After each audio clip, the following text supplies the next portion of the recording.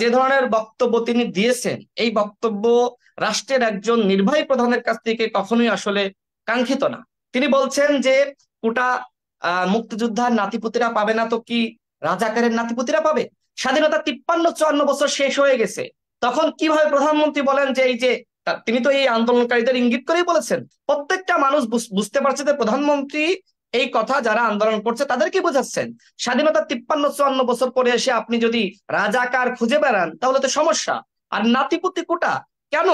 আপনি প্রজন্মের পর প্রজন্ম আপনি কোটা সুবিধা দিবেন, সেটা তো বাংলাদেশের জনগণ মেনে নিতে পারে না। 8 এপ্রিল আমাদের একটি পরিকল্পিত আন্দোলন ছিল, এবং এই 8 এপ্রিল এপ্রিল সৃষ্টি করার জন্য আমাদের আগে প্রায় 3 মাসের আন্দোলন, প্রচারণা, গণসংযোগ, অনেক ধরনের প্রোগ্রাম করা লেগেছে। এবং 8 এপ্রিল আমাদের ছিল গণপদযাত্রা, কিন্তু আমরা ভিতরে আমরা প্ল্যান করেছিলাম যে আমাদের একটা ফাইনাল ম্যাচ খেলতে হবে, এবং সেটি ছিল 8 এপ্রিল। এবং আমরা যখন শাহবাগ অবরোধ করে দিই, এবং সারা বাংলাদেশের আমাদের যারা আন্দোলনকারীরা ছিল তাদেরকে বললাম তোমরা তোমাদের শিক্ষা প্রতিষ্ঠানের সামনে, বিভাগীয় শহর তোমরা অবরোধ করে দাও। অর্থাৎ আমাদের আন্দোলনে আমরা একটা কৌশল নিয়ে কাজ করছিলাম। আমরা ঘোষণা দিলাম যে অবরোধ করব, আপনাকে অবরোধ করতে দিবে না, জন্য পর্যাপ্ত পর্যাপ্ত পরিমাণ তারা ফোর্স রেডি রাখবে, প্রিপারেশন রাখবে। সুতরাং এখন যে অবরোধ শিক্ষার্থী বন্ধুরা দিচ্ছে, আমার মনে হয় তাদের আন্দোলনের কৌশলের কিছু ঘাটতি আমার কাছে মনে হয়েছে।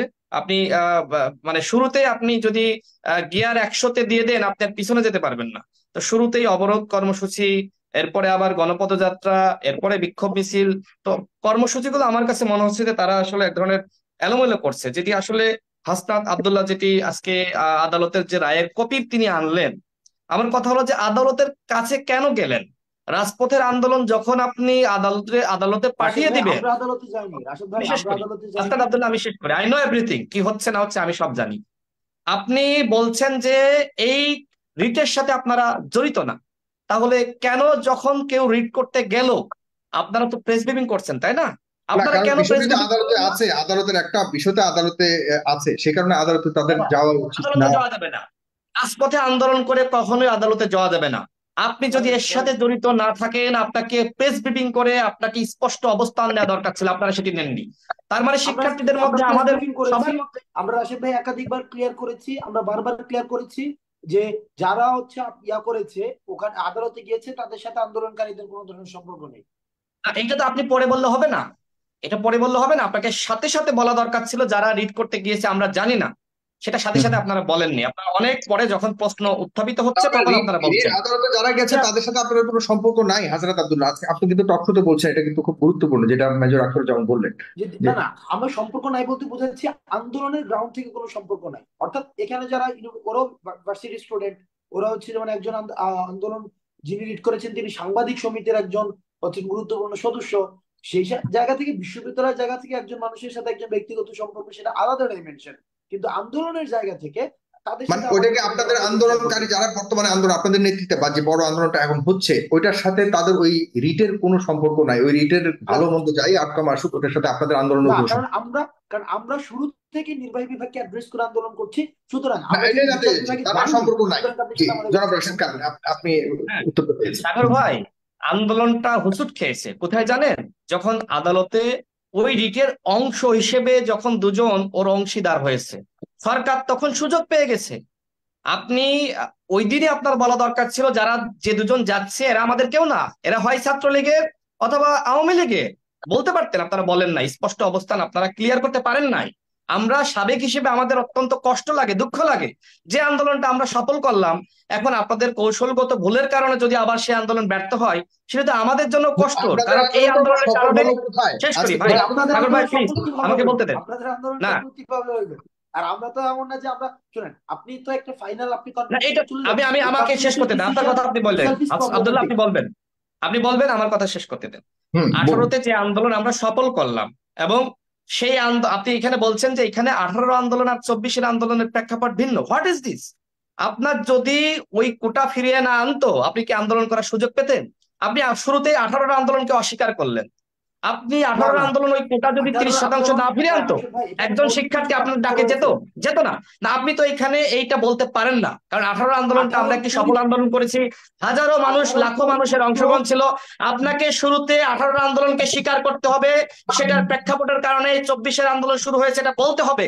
অন্যথায় আপনি আপনি ইতিহাসকে পিছনে আপনি ফেলে রেখে ব্যাকগ্রাউন্ড, আপনি রাশেদ এইভাবে ভাই তো আপনি এখানে ব্যাকগ্রাউন্ড বলতে মিস পারেন না। করছেন। রাশেদ ভাই না, আপনি ব্যাকগ্রাউন্ড ব্যাকগ্রাউন্ড মিস আপনি মিস করছেন, করেছেন, আপনি আপনি শুরুতে ব্যাকগ্রাউন্ড মিস বলতে করছেন। পারতেন। এই কারণে আন্দোলনের প্রেক্ষাপটটা তৈরি হয়েছে। আমি শেষ করি, আসনাদ আব্দুল্লাহ, আপনি পয়েন্ট লিখে রাখেন। আর আপনি একজন নেতৃত্বের জায়গায় যেহেতু রয়েছেন, আপনি আদালতের কপি এখানে আনতে পারেন না। আদালতে আপনি যখন যাবেন, আপনি বাংলাদেশের অবস্থা দেখছেন, বাংলাদেশের গণতন্ত্রকে আদালতে বন্দী করে রাখা হয়েছে। আদালতের মাধ্যমে তত্ত্বাবধায়ক সরকার ব্যবস্থা বাতিল করা হয়েছে, কিন্তু সেই ব্যবস্থা কি আদালতের আন্দোলন ছিল, না আদালতের রায়ের মাধ্যমে এসেছিল? সেটি রাজপথের গণ আন্দোলনের ফসল ছিল। যখন এটি আদালতে যায়, তখন ভিন্ন ধরনের রায় আসে। সুতরাং আপনারা যদি শুরু, আপনাদের পরামর্শ দিচ্ছি, কারণ আপনারা আমাদের থেকে বয়সেও 5-7 বছরের জুনিয়র।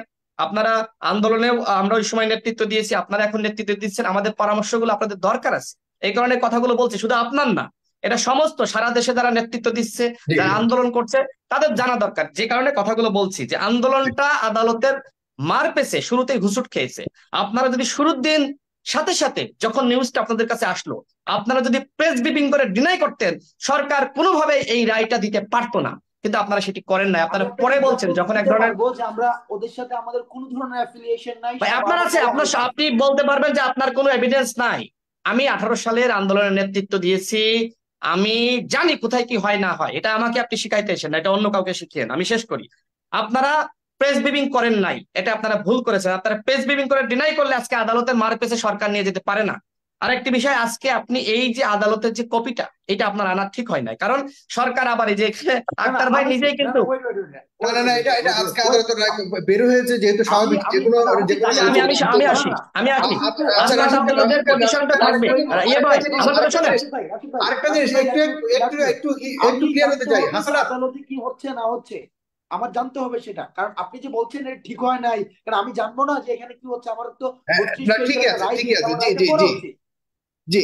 জনাব জনাব জি, জনাব আমি হাসানাত আব্দুল্লাহ, জনাব হাসানাত আব্দুল্লাহ, আপনাদের ওই যে দুজন রিড করেছে, তাদের সাথে কি আপনার, তারা যা নতুন করে কমিটি করেছেন আপনার আন্দোলনকারীদের, সেই কমিটিতে কি তারা আছে? না না না না, আমাদের কোন, অর্থাৎ তাদের সাথে আমাদের নীতিগত কোনো ধরনের সম্পর্ক নাই, তাদের সাথে আমার আন্দোলনের সূত্রে কোনো ধরনের সম্পর্ক নাই। এবং এই আন্দোলনে আমরা শুরু থেকেই এটাকে রাজপথে আমরা সমাধান খুঁজছি। অর্থাৎ এই এক্সিকিউটিভ যে আমাদের নির্বাহী বিভাগকে অ্যাড্রেস করে, এখন আমার কোন দুইজন শিক্ষার্থী ইন্টারেস্ট আপনার গ্রুপ হয়ে যদি আদালতের রিড করে, অপেক্ষায় আপনারা না, আদালতের মুখোমুখি আপনারা এখনো হননি, আমাদের এটাই এখনো মুখোমুখি হয় নাই। একদম আপনার আন্দোলন স্পষ্ট, নির্ভরই আছে। জি, সত্য জনাব রাশিদ এবং খান, স্ট্রেট ফরওয়ার্ড। জনাব রাশিদ খান, আমরা জি, ঠিক আমি আছে, আমি আমরা শেষ করি। আন্দোলনকে ভালো মন্দ বিচার না করে হ্যাঁ, এখন আপনার অবস্থানটা একটু শুনতে চাই, একটু শেষ করবেন এরপর। আমার কথা শেষ করি। যেহেতু আমরা 18 সালের আন্দোলনের নেতৃত্ব দিয়েছি, সারা বাংলাদেশের আন্দোলন তো মাত্র শুরু হলো, এই আন্দোলন হয়তো দীর্ঘস্থায়ী রূপ পাবে। এই আন্দোলনে দমন আসবে, পীড়ন আসবে, নিপীড়ন আসবে, কে নেতা হবে, কে নেতৃত্ব দিবে, কে সংগঠক হবে, এটি এখনো পর্যন্ত ফাইনাল হয়নি। যখন দমন পীড়ন আসবে, ওই সময় যারা নেতৃত্ব দিবে, টিকে থাকবে, তারাই হবে প্রকৃত আন্দোলনের নেতা। এই জন্যই কথাগুলো, আজকে যেহেতু আন্দোলনটা মাত্র শুরু হয়েছে, সারা দেশের শিক্ষার্থীরা এক ধরনের হতাশার মধ্যে, সুতরাং তাদের জন্য বক্তব্যগুলো দরকার, যেহেতু আমাদের একটি বিশাল অভিজ্ঞতা, 8.5 মাসের অভিজ্ঞতা। আরেকটি বিষয় বলবো, দেখেন আজকে তারা রাষ্ট্রপতির কাছে স্মারকলিপি দিয়েছে। এখানে আখতারুজ্জামান যেটি বলেছেন, তিনি যথার্থই বলেছেন যে তিনি শুধুমাত্র দুইটি কাজ করতে পারেন। তিনি প্রধান বিচারপতি এবং প্রধানমন্ত্রী তিনি নিয়োগ দিতে পারেন, এবং বাকি কাজ প্রধানমন্ত্রীর পরামর্শ ছাড়া তিনি করতে পারেন না, এটি সংবিধানে আছে।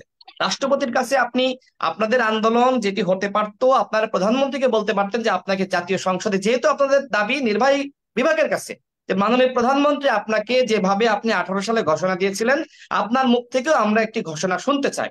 আপনি ঘোষণা দেওয়ার সাথে সাথে আশা করি একটি কমিশন গঠিত হবে, আমাদের রাজপথে আর আন্দোলন আমরা করতে হবে না। কিন্তু দেখেন, দুইটা বড় গুরুত্বপূর্ণ মিস্টেক কারা করেছে আমি সেটি বলবো না, কিন্তু বড় মিস্টেক হয়ে গেল আপনি এক একটা রাষ্ট্রপতির এই কাছে যাওয়া। আন্দোলনের মিস্টেক গুলি সুন্দর হিসেব ভাই, করতে গেলে আন্দোলন আমরা তো ব্যর্থ হওয়ার পিছনে বিশাল অনেকগুলো লম্বা কারণ আলোচনা থাকে। হয়ে যাবে। আমি বলছি তাদের যে না না, আমি শেষ করে দাবি দিব। এখন আছে এই ব্যাপারে আপনি কি নতুন করে যে আদালতের রায় এবং প্রধানমন্ত্রীর অবস্থান সবকিছু মিলিয়ে আপনার অবস্থান একটু বিশ্লেষণ করুন, এখন তাদের ভুল আমার বুঝতে গেলে অবস্থানই ক্লিয়ার করবো। দেখেন, জি আন্দোলন যেহেতু এই এই আন্দোলনের ধারাবাহিকতা 18 সালের আন্দোলন, এবং 18 সালের আন্দোলনের ধারাবাহিকতা এই আন্দোলন, সুতরাং সেই জায়গা থেকে আমার বক্তব্য আসবে খুব স্বাভাবিক। আজকে রাষ্ট্রপতির কাছে স্মারকলিপি দেওয়া আরেকটি ভুল হয়েছে, কোনো প্রয়োজন ছিল না, কারণ রাষ্ট্রপতি এই কাজটি তিনি করতে পারবেন না। আন্দোলনকারীরাও নির্বাহী বিভাগের কাছে দাবি করছে। নির্বাহী বিভাগের প্রধান হলো মাননীয় প্রধানমন্ত্রী। আপনারা যদি আজকে মনে করেন মাননীয় আপনারা যদি প্রধানমন্ত্রীর মনে বক্তব্য করেন এই নিশ্চয়ই শুনেছেন। আপনাদের আন্দোলনেরই ধারাবাহিকতা এটা, তাহলে তাদেরকে এই পর্যন্ত কি আপনারা নিজেরা বড় হিসেবে কখনো কি পরামর্শ দিয়েছেন যে তোমরা এটা করো ওইটা করো? সেই হ্যাঁ, জায়গাটা আমরা আপনাদের আমরা দায়িত্ব পরামর্শ থাকবে। আমাদের জায়গা থেকে সবাইকে পরামর্শ দিয়ে আসছি, পাবলিক স্পেসে তো দিয়ে আসলে তো বলছি, তাহলে এটা প্রেস করতো ব্রিফিং না, করে আপনি যে বলেছি। ভুল ধরছেন তাহলে ভুল কাদের ধরছেন?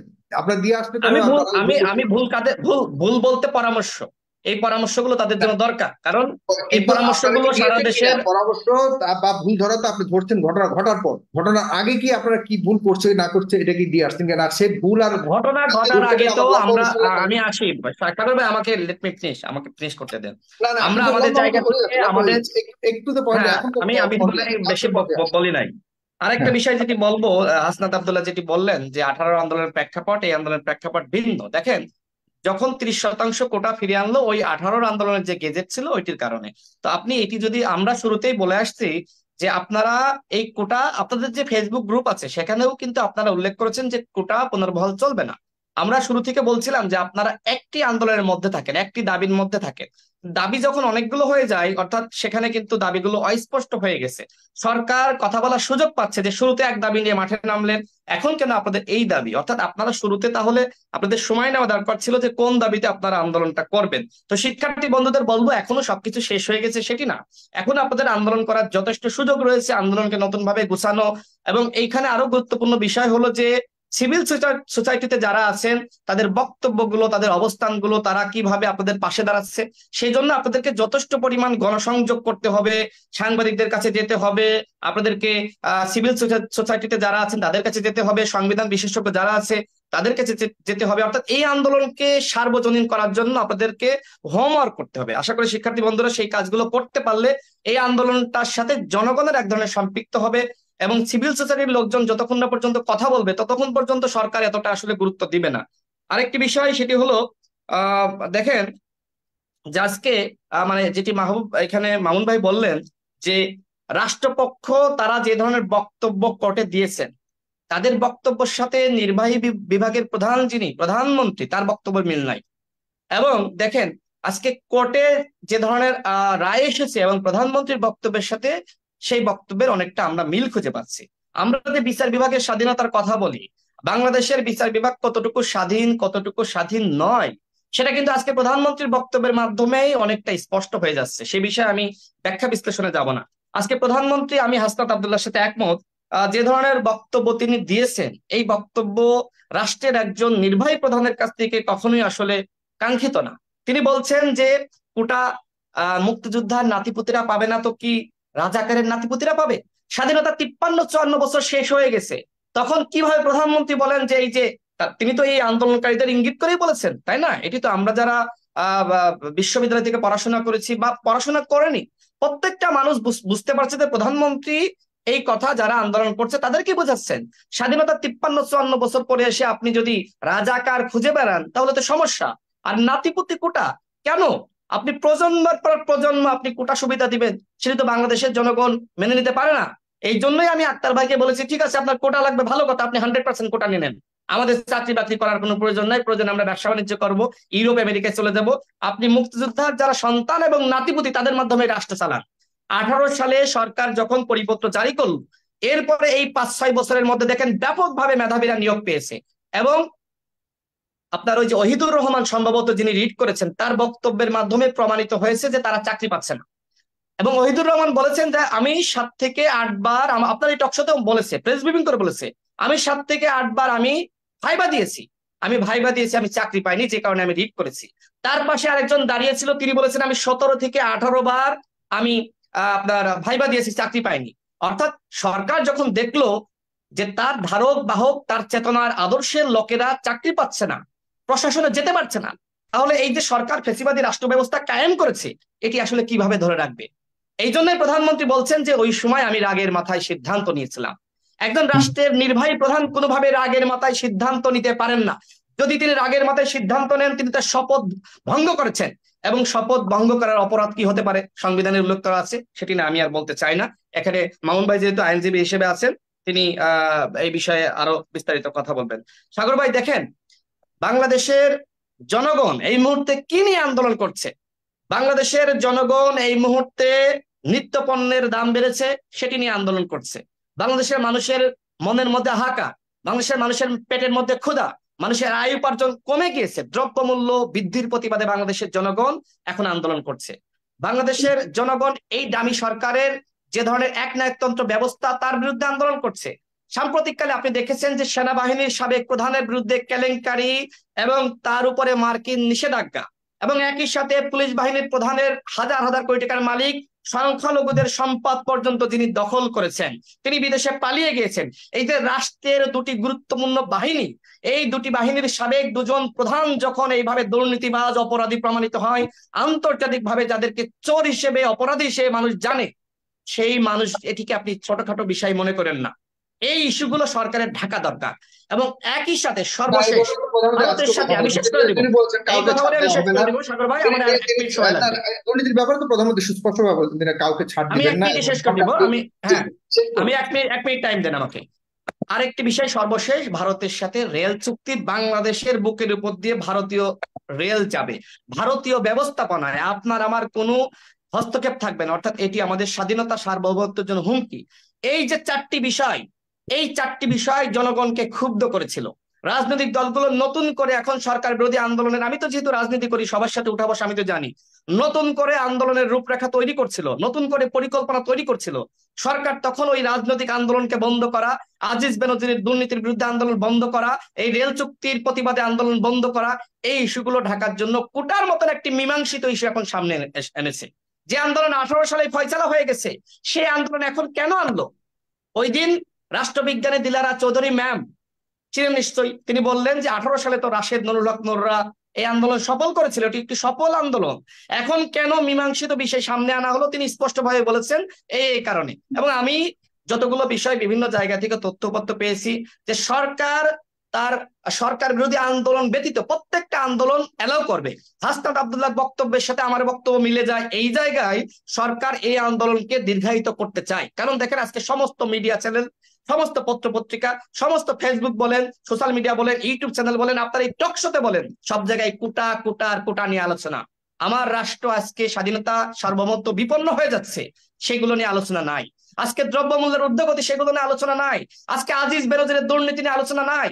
আজকে আতিউর মতিউরের দুর্নীতি নিয়ে আলোচনা নাই। আজকে মীমাংসিত ইস্যু নিয়ে আমরা এখন জাতির সামনে হাজির হয়েছি। সরকারের পরিকল্পনা এই আন্দোলনকে দীর্ঘায়িত করা। ছাত্র বন্ধুদের বলবো, সরকার চাচ্ছে আপনারা এই আন্দোলনের মাঠে থাকেন। আপনাদেরকে বলবো, আপনারা দ্রুত সময়ের মধ্যে এই আন্দোলনের একটা সফলতা আপনারা নিয়ে আসেন। আজকে তো প্রধানমন্ত্রী বলেছে আপনারা আন্দোলন করেন, আন্দোলন করুক, কোনো সমস্যা নাই। সুতরাং প্রধানমন্ত্রী হয়তো চাচ্ছে এই ইস্যুগুলো চাপা দেওয়ার জন্য এখন এই ছাত্রদের এই কোটার দাবিতে আন্দোলন, কোটার মুক্ত কোটা সংস্কারের দাবিতে আন্দোলন, এটি হোক। একটি মীমাংসিত ইস্যুকে সামনে আনা হয়েছে। সরকার তার স্বার্থে এরকম বিভিন্ন ইস্যু বিভিন্ন সময় সরকার সামনে আনে। তবে আমি সর্বশেষ যেটি বলবো, যেহেতু ওই সময় 18 সালে যে পরিপত্র জারি হয়েছিল, আমার মনে হয় আপনারা শিক্ষার্থী বন্ধুরা, যেটা আমরা শুরু থেকে প্রেস ব্রিফিং এর মাধ্যমে বিভিন্ন আলোচনার টেবিলে আমরা বলে আসছি, আপনারা ওই যে কোটা পুনর্বহাল চলবে না, আপনাদের ফেসবুক গ্রুপের নামও এটি, আপনারা শুরুতে এই দাবি আন্দোলন করেছেন, আপনারা এই দাবির বিষয়ে আপনারা একটু স্পষ্ট অবস্থান ক্লিয়ার করেন। এই দাবিটা বাস্তবায়িত হলে বাংলাদেশে অনেক কিছু হবে। আমি আমার বন্ধুদের দেখেছি যে যখন প্রথম এবং দ্বিতীয় শ্রেণীর চাকরিতে যখন আপনার কোটা নাই, আমার অসংখ্য বন্ধুরা বিসিএস ক্যাডার হয়েছে, ম্যাজিস্ট্রেট হয়েছে, এসপি হয়েছে, এবং আমার হলের বড় ভাইদেরকে দেখেছি। অর্থাৎ এই যে কোটামুক্ত বিসিএস থাকার কারণে, কোটামুক্ত ব্যাংক এবং বীমা প্রতিষ্ঠান, বিভিন্ন সরকারের বিভিন্ন প্রতিষ্ঠানের চাকরি থাকার কারণে অসংখ্য মেধাবীরা চাকরি পেয়েছে। এটি একটা গুরুত্বপূর্ণ আন্দোলন ছিল। আপনারা ওই 18 সালের আন্দোলনের যে ধারাবাহিকতা, ওই ধারাবাহিকতার যে লিগাসি, সেটি আপনারা বহন করেন। এবং আমরা ওই সময় সংস্কার চেয়েছি। সরকার যেহেতু মনে করেছে একটি কমিটি গঠন করার মাধ্যমে সংস্কারের প্রয়োজন নাই, বাতিল, সুতরাং সরকার এখন এই যে সংস্কার চাই এবং শিক্ষার্থীরা সংস্কার চাচ্ছে, আমার এই সরকারের চাওয়ার মধ্যে এক ধরনের ষড়যন্ত্রের গন্ধ আমরা খুঁজে পাচ্ছি। সুতরাং সরকারের এই ফাঁদে পা না দিয়ে আপনারা যে পুনর্বহাল চান না কোটা, সেই দাবিতে আপনারা অটুট থাকুন, যে দাবিতে আপনারা আন্দোলনটা শুরু করেছিলেন।